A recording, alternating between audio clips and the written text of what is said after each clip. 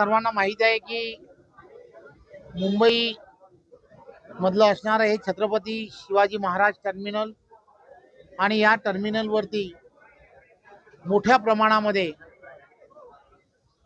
इथले असणारे कामगार जे आहेत ते कामगार क्षेत्र जे आहे की की ज्यावरती गेली वर्षानुवर्ष विविध पक्षांचं वर्चस्व या भागामध्ये होतं। विविध संघटना यामध्ये काम करत होत्या।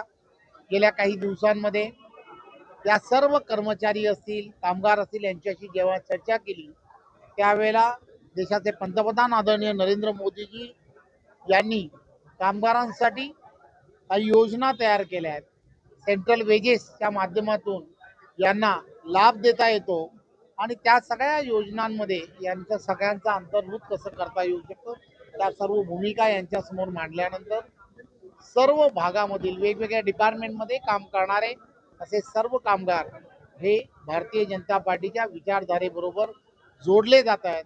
आज कार्गो मधली असणारी जवळजवळ 600 ते 700 पेक्षा जास्त कामगार हे एकत्रपणे त्यांनी देशाचे पंतप्रधान नरेंद्र मोदीजी यांच्या नेतृत्वामध्ये महाराष्ट्राचे लोकप्रिय असे मुख्यमंत्री आदरणीय देवेंद्रजी यांच्या नेतृत्वामध्ये एक विचाराने आम्हाला सर्वांना येणाऱ्या काळामध्ये राष्ट्रीयत्वाचा धागा पकडून या सगळ्या गोष्टींमध्ये एकत्रपणे आम्हाला न्यायाच्या भूमिकेतून तुम्ही आमच्या पाठीशी खंबीरपणे उभे राहा, आम्ही तुमच्या पाठीशी खंबीरपणे उभे राहतोय असं सांगत आज सर्वांनी प्रवेश केलाय।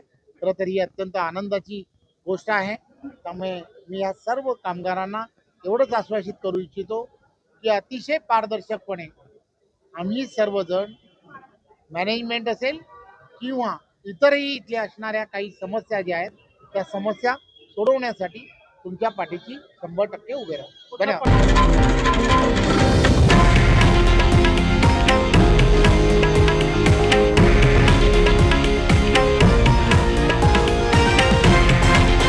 हे आहे देशातील नंबर 1 न्यूज नेटवर्क आणि आपण पाहत आहात TV9 मराठी, एकमेव।